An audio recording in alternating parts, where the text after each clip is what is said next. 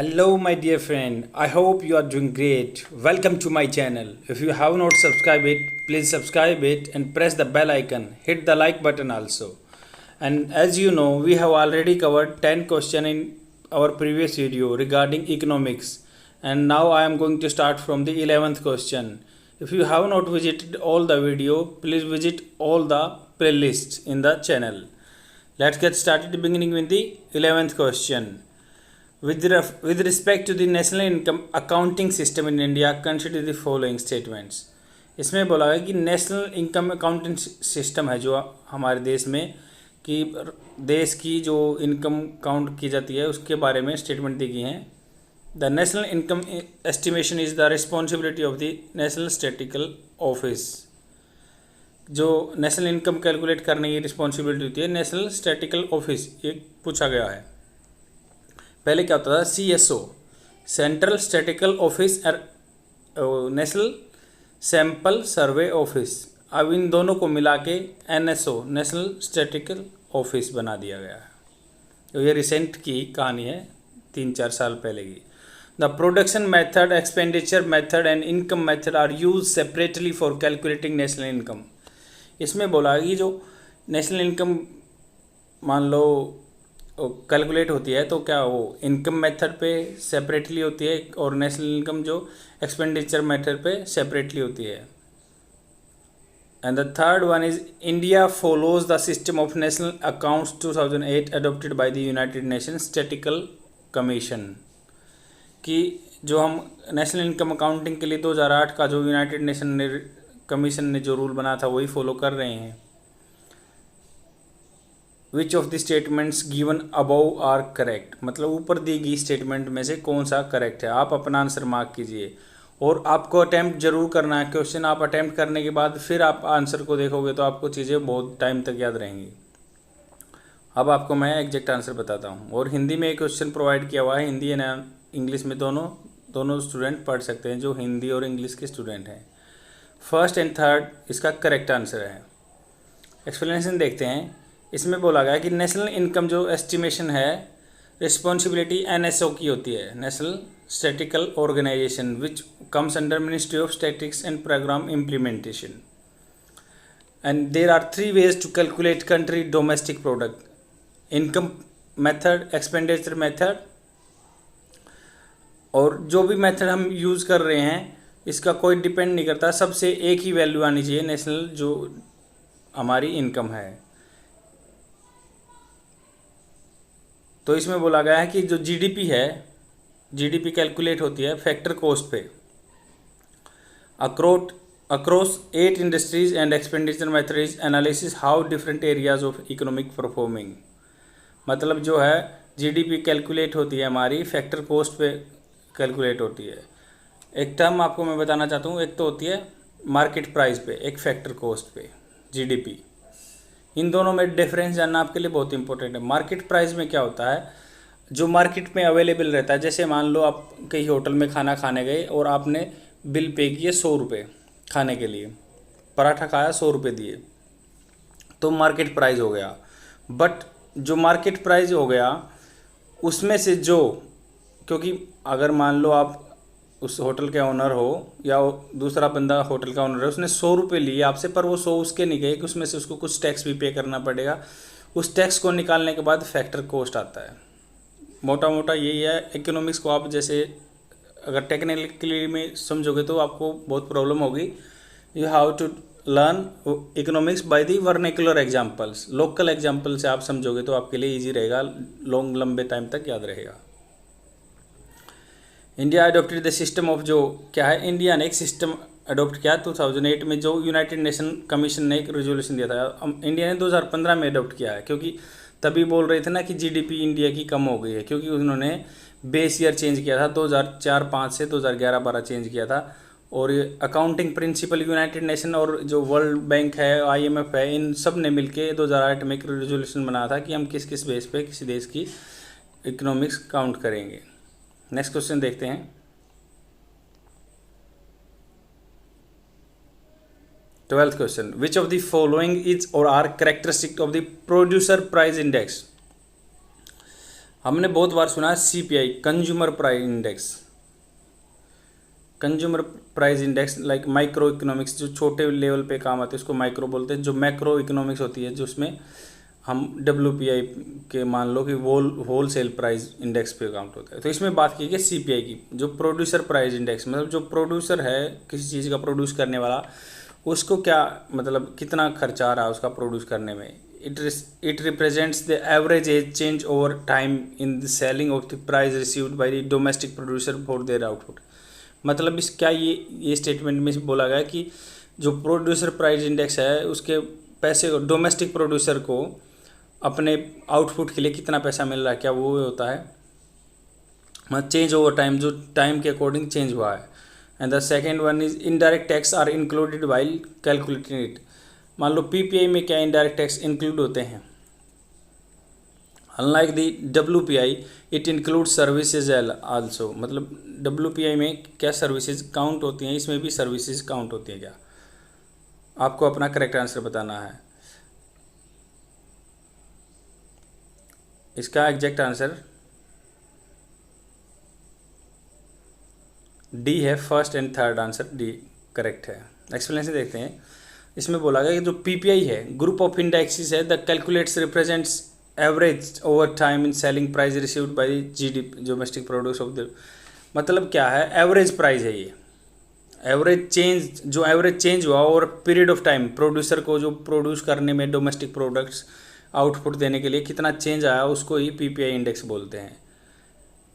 और इसमें क्या है it measures the producer perspective, मतलब जो कोई चीज़ मैन्युफैक्चरर है प्रोड्यूसर है उसके बेस पे, कंज्यूमर प्रोडक्ट्स जो CPI है वो एक कंज्यूमर के बेस पे डिसाइड होता है। और इसमें बोला गया कि मान लो it's receive the product exclude indirect tax unit calculation, मतलब as PPI measures the average price change received by the producer it exclude indirect tax. मतलब अगर मान लो प्रोड्यूसर को कितना पैसा लग रहा है फैक्टर कॉस्ट पे, तो उसमें क्या है इनडायरेक्ट टैक्स को इसमें कैलकुलेट नहीं किया जाता, इसमें तो एवरेज चेंज बताना है कि हमें उसकी फैक्टर कॉस्ट कितनी है। तो अगर हम इनडायरेक्ट टैक्स को इंक्लूड कर लेंगे तो एग्जैक्ट हमें पता ही चलेगा नहीं कितना एवरेज चेंज आया इसके कॉस्ट ऑफ प्रोडक्शन में, इसको कितना पैसा लग रहा है एवरेज देखते हैं। तो इसका मतलब ये है PPI का। While PPI tracks price change in both goods and services, मतलब PPI में जैसे गुड्स एंड सर्विसेज दोनों को काउंट होता है, जबकि WPI में ओनली गुड्स काउंट होते हैं, सर्विसेज काउंट नहीं होते हैं। ये बहुत इंपॉर्टेंट चीज़ है कि WPI में गुड्स काउंट होते हैं, सर्विसेज नहीं काउंट होती। नेक्स्ट क्वेश्चन देखते हैं। 13th question, rising inflation premium shows the depleting profits of the landing institution. इसमें बोला है कि rising inflation premium, what steps should be taken to neutralise the effects of the inflation premium.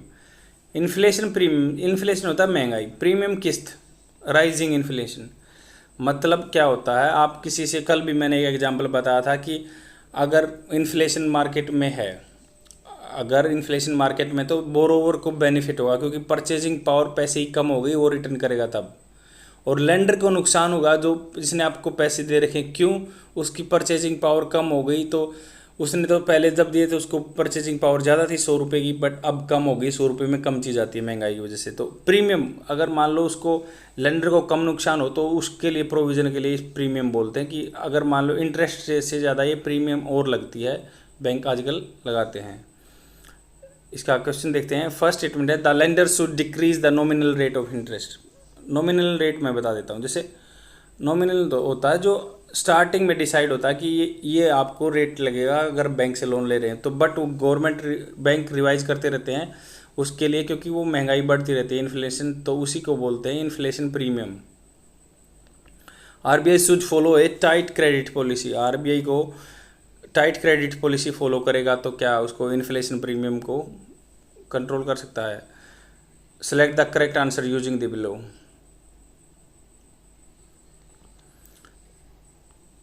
इसका B answer correct है। Explanation देखते हैं। इसमें बोला है इन्फ्लेशन प्रीमियम है जो inflation to the borrowers is known as inflation, मतलब जो मैंने आपको बताई दिया कि भाई मान लो अगर उसको घाटा हो रहा है लेंडर को, तो उसके लिए प्रीमियम लगा दी जाती है इंटरेस्ट रेट पे। और नॉमिनल क्या है, बैंक स्टार्टिंग में जो नॉमिनल मान लो रूपरेखा तैयार करके देता है कि आपको हाँ इतना इंटरेस्ट ब्याज लगेगा, फिर बाद में रिवाइज हो जाता है बैंक में। क्यों? क्योंकि इन्फ्लेशन प्रीमियम की वजह से। और सेकंड स्टेटमेंट इसलिए, फर्स्ट स्टेटमेंट इनकरेक्ट इसलिए है क्योंकि अगर मान लो इन्फ्लेशन प्रीमियम का न्यूट्रलाइज करना है तो lenders should increase the nominal rate of interest. मान लो इन्फ्लेशन बढ़ गई तो इफेक्ट किस पे पड़ेगा? लेंडर पे। तो लेंडर को तो अपनी जो नॉमिनल रेट ऑफ इंटरेस्ट है जो पहले डिसाइड होती है उसको बढ़ाना पड़ेगा, तभी उसको बेनिफिट होगा, अदरवाइज वो लॉस में चला जाएगा लेंडर जो पैसा आपको दे रहा है। And to neutralise the effects of the inflation premium the RBI should follow a tight credit policy.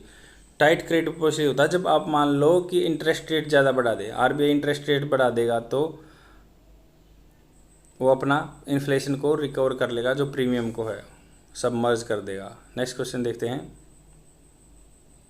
14 question.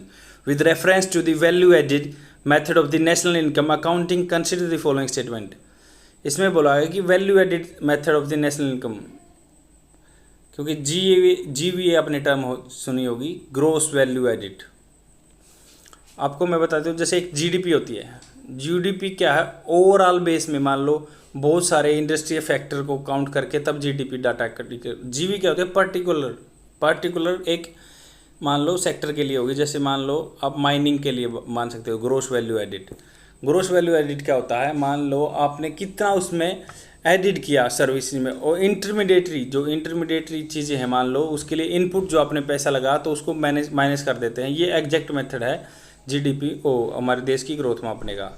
GDP में फॉल्ट थे तो आजकल जीवीए यूज़ किया जाता है, क्योंकि to promote for this specific sector. GDP में क्या है, ओवरऑल इंडिया की मिलेगी आपको कितना प्रोग्रेस हुआ ही हुआ, बट जीवीए में आपको एग्जैक्ट सेक्टर की, उससे क्या पॉलिसी मेकिंग में हेल्प मिलेगी कि इस सेक्टर को रिवाइव करना है, तो इसके लिए हमें पॉलिसी बनानी है।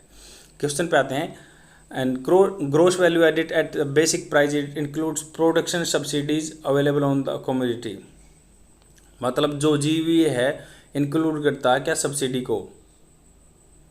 And the second option is the gross value added at factor cost includes all taxes. जो जीवी है क्या, टैक्स को इंक्लूड करता है। तो आप पता लगा सकते हैं, क्योंकि दोनों चीज़ तो हो नहीं सकती। विच of the statements is correct? आप अपना आंसर मार्क कीजिए। इसका एग्जैक्ट आंसर डी है, नाइदर वन नो टू। मतलब ना तो फर्स्ट ठीक है ना सेकंड ठीक है। क्यों? इसमें बोला गया कि जीवीए जो होता है can be defined output produce by after deducting intermediate value of the consumption. मतलब इंटरमीडिएट क्या है, आपने रॉ मटेरियल खरीदा, उसके पैसे मान लो आप कोई शर्ट बनाना चाहते हैं, शर्ट बनाने के लिए आपको धागा खरीदना पड़ेगा, धागे पे जो पैसे लगाए उनको माइनस करना पड़ेगा, इंटरमीडिएट गुड्स का माइनस करते हैं। और economic output GVA sector specific, ये मैंने बता दिया कि सेक्टर के लिए होता है पर्टिकुलर, कैलकुलेटेड जो summation and the all sectors of the economy with tax and subsidies deducted। मतलब इसमें से क्या है, टैक्सेस एडिड करते हैं, सब्सिडी माइनस करते हैं, तभी आपको पता चलेगा कितनी आपने ऐड किया था। क्योंकि मान लो आपने कोई प्रोडक्ट ऐड किया था तो उसमें क्या टैक्स इंक्लूड करते हैं इसमें, और सब्सिडी को माइनस कर देते हैं। आपको याद रखना है, जो कि उसमें मार्केट प्राइस और कॉस्ट फैक्टर के अपोजिट लगा लो इसमें, जो पहले में 11th क्वेश्चन में डिस्कस किया। Gross value added at basic price include production taxes where exclude production subsidies available on the commodity. मतलब ये बोला कि जीवीए है जो, इसमें क्या किया जाता है, मतलब इंक्लूड किया जाता है टैक्सेस को, जीवीए में टैक्सेस को इंक्लूड किया जाता है और सब्सिडीज को माइनस किया जाता है। सेकंड स्टेटमेंट इसलिए इनकरेक्ट है क्योंकि जो बोला है जीवीए है, ऑल सब्सिडीज को तो ऐड किया जाता है और टैक्सेस को माइनस किया जाता है फैक्टर कॉस्ट पे। फैक्टर कॉस्ट पे बात हो रही है, GVA eight factor cost. Factor cost और मार्केट प्राइस पे मैंने आपको बता दिया था डिफरेंस, कि जिसमें टैक्सेस वगैरह इंक्लूड रहते हैं उसको तो बोलते हैं वो फैक्टर को वो मार्केट प्राइस, और जिसमें टैक्सेस माइनस रहते हैं, सब्सिडीज प्लस रहती हैं, तो उसको फैक्टर कॉस्ट बोलते हैं। तो फैक्टर कॉस्ट में यही बोल दिया कि इसमें इंक्लूड्स ऑल सब्सिडीज प्लस होती हैं, एक्सक्लूड टैक्सेस होता है। और सेकंड में क्या बोला गया था, ये फर्स्ट इनकरेक्ट इसलिए था क्योंकि ये where it exclude production subsidy, मतलब जो क्या है प्रोडक्शन सब्सिडीज को एक्सक्लूड करता है। नेक्स्ट क्वेश्चन देखते हैं। आपको इकोनॉमिक्स की टर्म बहुत अच्छे से याद रखनी पड़ेगी कि जीवीए क्या होता है, जीडीपी क्या होता है। बेसिक भी डिफरेंस मैंने बता ही दिया कि सेक्टर स्पेसिफिक होता है जीवीए, और जीडीपी क्या होता है फुल, मतलब कोई सेक्टर स्पेसिफिक नहीं होता, ओवरऑल ग्रोथ देखी जाती है इसमें। तो पर्टिकुलर आजकल ट्रेंड में ये चल रहा है और यही गवर्नमेंट पॉलिसी मेकिंग में यूज़ करती है इसका डाटा, क्योंकि इससे अकेले एक सेक्टर को भी रिवाइव किया जा सकता है। 15th क्वेश्चन देखते हैं। With respect to the features of the socialist economy consider the following statement. मतलब एक तो होती है कैपिटल इकोनॉमी, एक तो होती है सोशलिस्ट इकोनॉमी। सोशलिस्ट क्या है, सारे जो रिसोर्सेज हैं, इनकम के रिसोर्सेज या जो भी रिसोर्सेज हैं उन पे सारा गवर्नमेंट का अधिकार हो, प्राइवेट इंडिविजुअल का अधिकार ना हो। गवर्नमेंट पॉलिसी बनाए, पर्टिकुलर प्राइवेट पर्सन को कोई पॉलिसी बनाने का अधिकार नहीं होना चाहिए। इसके बारे में यही है social economy. Cooperative collective farming, मतलब बहुत सारे बंदे इकट्ठे करके खेती कर रहे हैं, तो क्या वो सोशलिस्ट इकोनॉमी में आता है। And the second one is minimum government intervention, मतलब गवर्नमेंट का कम इंटरवेंशन होगा। तो आप समझ सकते हैं मैंने क्या बताया कि सोशल में जो सोसाइटी में तो गवर्नमेंट का ज़्यादा इन्वॉल्व रहता है, तभी तो सोशल इकोनॉमी बोलते हैं। वही डिसीजन लेती है आदमियों के लिए भलाई क्या है, इंडिविजुअल को लिबर्टी नहीं होती उसमें। Goods distribution on the basis of the purchasing power, मतलब गुड डिस्ट्रीब्यूट होंगी परचेजिंग पावर पे। ये आप समझ सकते हो कि कैपिटल इकोनॉमी में हो सकता है जिसके पास पैसा है वो ले जाए, सोशलिस्ट में तो गवर्नमेंट सबके लिए बराबर करेगी। फोर्थ है collective ownership of the resources. क्या ओनरशिप का, कलेक्टिव रिसोर्सेज का ओनरशिप होगी तो आपको पता है कि सब का बराबर होगा तो उसको सोशलिस्ट बोल सकते हैं। वेलफेयरिज्म, अगर वेलफेयर देखा जाएगा तो वो सोशलिस्ट इकोनॉमी होगी। Which of the statements given above are correct, कौन सा स्टेटमेंट इनमें से करेक्ट है। आप अपना आंसर मार्क कीजिए। इसका answer first, fourth and fifth answer correct हैं। जो socialist refers to the collective ownership, मतलब वो बता ही दिया मैंने कि कलेक्टिव ओनरशिप होगी, central planning of the economy government ही करेगी, ऑल रिसोर्सेज पे उसका ही हक होगा। और जैसे कि एग्जांपल, जैसे cooperative farming followed under the new economic policy 90, मतलब यूएसएसआर रसिया में ये फॉलो होती है सोशलिस्ट इकोनॉमी, पहले भी होती थी 1921 के आसपास। सोशलिस्ट सोसाइटी क्या है, डिसाइड करती है कि कौन सा चीज़ें प्रोड्यूस करनी है खेत में और कौन सा क्या करना है, वो डिसाइड करती है गवर्नमेंट। प्राइवेट इंडिविजुअल की कोई चॉइस नहीं रखी जाती सोशलिस्ट इकोनॉमी में। और डिस्ट्रीब्यूशन ऑफ रिसोर्सेज क्या है, परचेजिंग पावर एलिमेंट होता है कैपिटल इकोनॉमी का, ना कि परचेजिंग पावर। और सोशलिस्ट का होता है सबको बराबर दो, सबको इक्वल दो, और सबके लिए फैसिलिटी होनी चाहिए। और फिफ्थ इसलिए करेक्ट है क्योंकि उसमें मान लो सबको health, education, housing to the all citizens, मतलब वेलफेयर देखा जाएगा तो वो सोशलिस्ट इकोनॉमी का पार्ट है। ये क्वेश्चन तो आप कॉमन सेंस से भी लगा सकते हो कि कैपिटलिस्ट में क्या होता है, कैपिटलिस्ट में क्या होता है, सोशल इकोनॉमी में क्या होता है। नेक्स्ट क्वेश्चन देखते हैं। 16th question. Regarding the extreme helium star, recently news में था कि कोई तारा बहुत ही ह्यूज है और वो सूर्य से भी ज़्यादा बड़ा है, तो उसके बारे में हमें स्टेटमेंट दी गई है, करेक्ट आंसर बताना है। Extreme helium star is a low mass super giant, मतलब इसका लो मास होता है, सुपर जियांट बहुत बड़ा होता है star that has abundance of the surface hydrogen and helium. इसमें हाइड्रोजन हीलियम अबंडेंस मतलब प्रफुल्लता में होती हैं, ज़्यादा मात्रा में होती हैं। और जो है क्या इससे मतलब ये सूरज के जितना बड़ा है और इतना ही गर्म है, ये पूछा गया है। It is form the merger of the carbon oxygen and helium white dwarf, ये कार्बन ऑक्सीजन और हीलियम के कंबाइन से होती है। करेक्ट स्टेटमेंट बतानी है। इसका करेक्ट आंसर सी है, सेकंड एंड थर्ड। इसमें क्या बोला गया कि सुपर मास जॉइंट तो है, एक्सट्रीम हीलियम स्टार सुपर मास जॉइंट तो है, पर इसमें हीलियम ज़्यादा मात्रा में होती है, हाइड्रोजन कम होती है। और जो अपोजिट स्टार में, जैसे अगर हम देखें सूर्य सन में हमारे में 70% हाइड्रोजन होती है, एक्सट्रीम हीलियम स्टार में अपोजिट है, इसका मास कम है बट इसका साइज सूर्य से भी ज़्यादा बड़ा है। सेकंड स्टेटमेंट ये होगी करेक्ट। और इसमें थर्ड में क्या है, ये रिसेंटली न्यूज़ में था क्योंकि सिंगल आयोनाइज फ्लोरीन डिटेक्टेड, मतलब सिंगल आयोनाइज फ्लोरीन इसमें डिटेक्ट किया गया था एटमॉस्फेयर में। और जो क्या है carbon, oxygen and helium white draft के मिक्स से बनता है। नेक्स्ट क्वेश्चन देखते हैं। 17 question, regarding India model bilateral investment treaty consider the following statement. मतलब क्या है, इन्वेस्टमेंट की ट्रीटी बनाई हुई है बायलैटरल, मतलब दो देशों के बीच में इन्वेस्ट कैसे होगा, कंपनी कैसे एफ आई करेंगे, फॉरेन पोर्टफोलियो एफपीआई और एफडीआई कैसे कैसे करेंगी।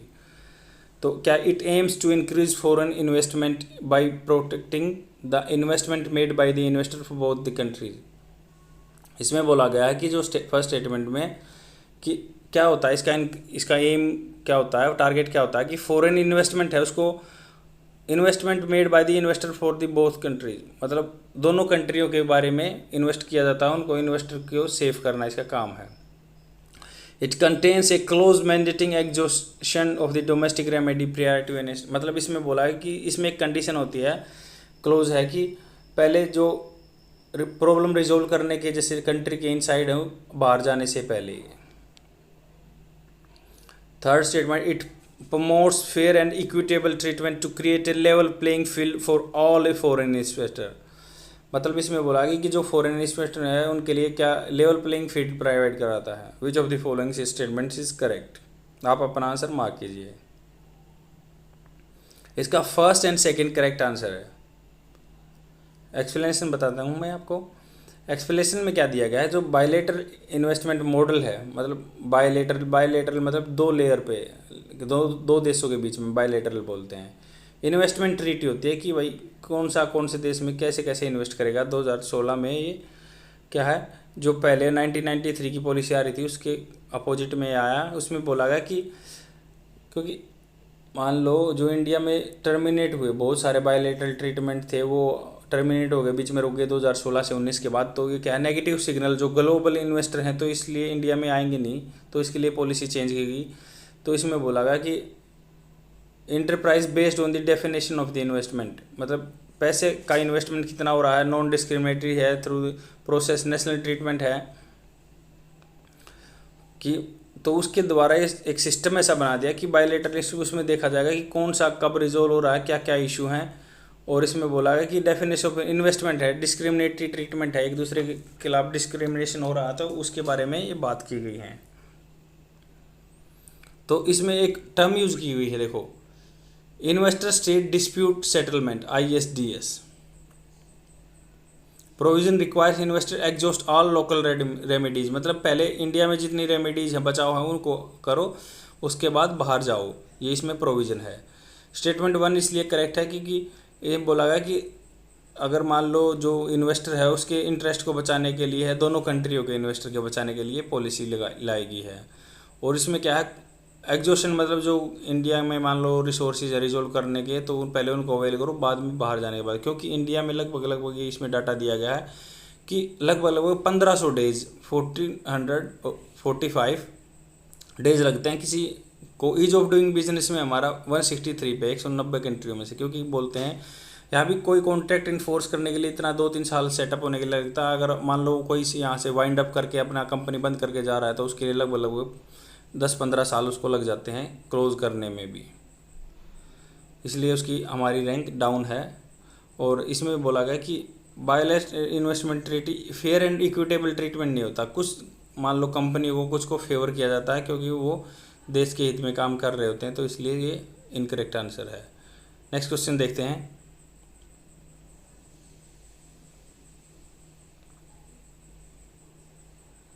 Eighteenth question, with reference to the recently reorganized pharmacopoeia commission, ये न्यूज़ में था, लेटेस्ट करंट क्वेश्चन है कि pharmacopoeia commission of Indian medicine and the homeopathy, मतलब इसको बोल दिया PCIM एंड होम्योपैथी H। इसके फर्स्ट स्टेटमेंट है, it is an autonomous body under the ministry of health and family welfare, मतलब ये बोला कि ऑटोनोमस इंडिपेंडेंट बॉडी है क्या ministry of health and family welfare के। It also act as a central drug testing cum appellate laboratory in Indian system of medicine, मतलब क्या है, मतलब ये टेस्ट करने के लिए सेंट्रल एजेंसी है क्या, बस इसका इतना मतलब है। एंड द आपको करेक्ट आंसर बताना है, आप अपना आंसर मार्क कीजिए। इसका आंसर B ओनली करेक्ट है, सेकेंड।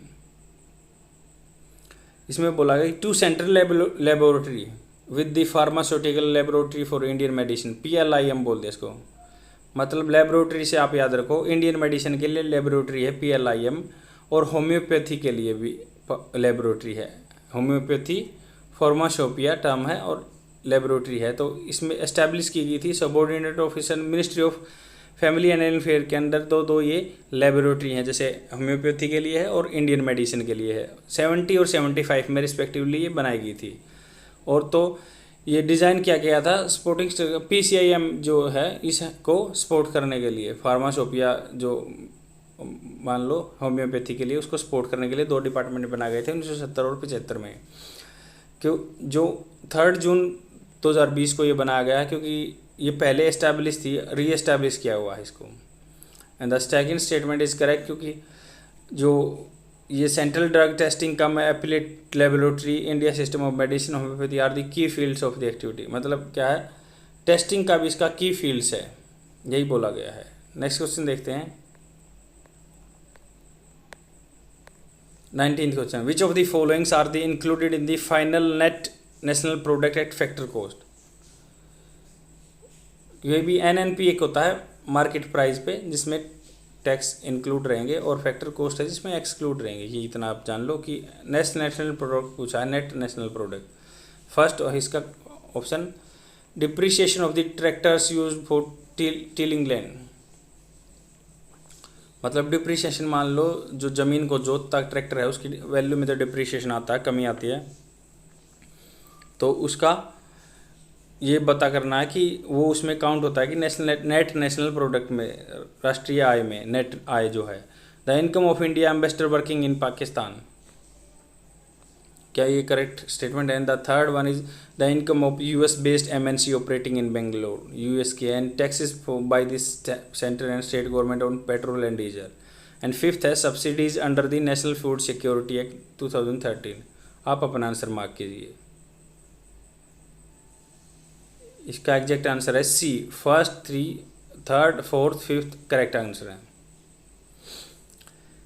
नेट नेशनल प्रोडक्ट क्या होता है? जैसे फैक्टर कॉस्ट पे, वही मैंने बता दिया, मार्केट प्राइस पे टैक्स इंक्लूड करेंगे, फैक्टर कॉस्ट पे नहीं। तो इसमें बोला गया कि factor cost equal to the sum of the added factor cost net domestic product factor cost. मान लो GDP की तरह NDP होती है, जो नेट नेशनल डोमेस्टिक प्रोडक्ट होता है, तो अब्रोड में भी ये यूज होती है। और नेट नेशनल प्रोडक्ट है monetary value finished good and services produce by the country citizen over the, मतलब जो बाहर इंडिया के सिटीजन जो बाहर पैदा कर रहे हैं उनको भी इंक्लूड किया जाए। जैसे कोई फॉरेन में काम कर रहा है, कोई प्रोडक्शन का काम कर रहा है, तो उसको NNP में काउंट किया जाएगा। NNP का ये फार्मूला होता है कि जो ग्रोस नेशनल प्रोडक्ट है उसमें से डिप्रिसिएशन घटा दो, मतलब कोई चीज़ की टूट फूट की वजह से कीमत डाउन हो रही है उसको घटा दो, और इनडायरेक्ट टैक्स को प्लस कर दो, सब्सिडीज को भी प्लस कर दो, तभी नेट नेशनल प्रोडक्ट पता चलेगी हमारे देश में कितनी प्रोडक्शन हो रहा है। इनडायरेक्ट टैक्स को जोड़ना है और सब्सिडी को जोड़ना है, डिप्रिसिएशन को माइनस करना है ग्रोस नेशनल प्रोडक्ट में से। इसमें बोला गया कि since the question talks about the net national product depreciation had to do deduct gross national products. मतलब जो GDP में काउंट होती है डिप्रिसिएशन, NNP में कोई डिप्रिसिएशन नहीं होता, ये घटाने के बाद आती है, GDP से डिप्रिसिएशन घटाएंगे तो। और इसमें नेट नेशनल प्रोडक्ट क्या है? Monetary value finished goods and services, मतलब गुड्स एंड सर्विसेज के जो इंडिया में पैदा हुए हैं उनके इर्रेस्पेक्टिव प्लेस ऑफ वर्क। मतलब कोई इंडिया का आदमी बाहर जाके कमा रहा है तो इंडिया में इंक्लूड होगा, और एम्बेसडर जो बाहर काम कर रहा है। बल्कि जो MNC इंडिया में काम कर रही है उसका कैलकुलेट नहीं होगा, क्योंकि वो USA की नेट नेशनल प्रोडक्ट में काउंट होगा। और इनडायरेक्ट टैक्स को एक्सक्लूड करती है, जैसे पेट्रोल एंड डीजल पे, जो उसको नेट नेशनल प्रोडक्ट में कैलकुलेट नहीं किया जाता। और ये क्या है? सब्सिडीज़ को छोड़ता है NNP, and food subsidies excluded from its calculation. मतलब फूड सब्सिडी दी जाती है, उनको कैलकुलेशन में नहीं किया जाता नेट नेशनल प्रोडक्ट में। और ये क्वेश्चन आ सकता है, वन लाइनर में भी आ सकता है कि नेट नेशनल प्रोडक्ट्स में फूड सब्सिडी को काउंट किया जाता है या नहीं। 28th question, recently a group of countries known as 5 was in the news. जिसको 5 आँख बोला गया वो न्यूज़ में था अभी रिसेंटली, तो उसके बारे में दिया गया स्टेटमेंट। जैसे UK को बोलते हैं, कनाडा को बोलते हैं, जापान को बोलते हैं, इंडिया को और ऑस्ट्रेलिया को। इनमें से किसको बोलते हैं? आप अपना करेक्ट आंसर मार्क कीजिए। इसका करेक्ट आंसर सी है, first second and fifth correct है। पहले मैं 5-5 के बारे में बताता हूँ। 5-5 क्या है, मतलब ये 5 देशों का एक समूह है कि विजिलेंट रहेंगे, मान लो कोई भी किसी तरह क्राइम को रोकने के लिए, तो इसी को बोलिए 5I बोल दिया कि आई हमारा विजन का काम करती है, सेम ऐसे ही। तो ये क्या है, जो 75th एनिवर्सरी थी यूनाइटेड नेशन की, तो उसने क्या कहा कि no agreement to the phraseology could be reach at the member state. जो मेंबर स्टेट हैं उन्होंने कोई भी उस पर पहुँचे नहीं कंक्लूजन पे, तो उन्होंने क्या, नेमली ऑस्ट्रेलिया, कनाडा, न्यूजीलैंड, यही 5 कंट्री हैं। ऑस्ट्रेलिया है, कनाडा है, New Zealand, United state and United kingdom. Japan इसमें इंक्लूड नहीं है। और इसमें एक्स्ट्रा इन्फॉर्मेशन ये दी गई है कि जो 5 कंट्री थे इनका क्या था कि shared vision for a common future, मतलब सब कंट्रियों का उत्थान होगा, हम एक दूसरे से इन्फॉर्मेशन शेयर करेंगे, यहाँ प्रॉब्लम आती है और यहाँ के हमें बच के रहना है। UK ambassador you N broke silence process on behalf of 6 countries, मतलब उनमें टर्मिनोलॉजी होती है साइलेंस ब्रोक। साइलेंस ब्रोक मतलब कोई भी मान लो बिल ऐसे ही पास हो जाता है यूएन में विदाउट एनी लाइक किसी बंदे के विरोध करने के, तो उसको साइलेंस प्रोसेस है। तो इसलिए बोला गया कि इस टर्मिनोलॉजी को चेंज किया जाए, 5 ने बोला है। चाइना बल्कि इसके अपोजिट में है। ये हिंदी में पूरा क्वेश्चन प्रोवाइड किया हुआ है, आंसर भी प्रोवाइड किया हुआ है, हिंदी के स्टूडेंट यहाँ से पढ़ सकते हैं।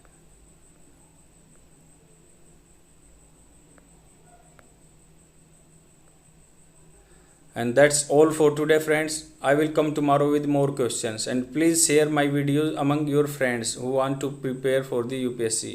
Bye.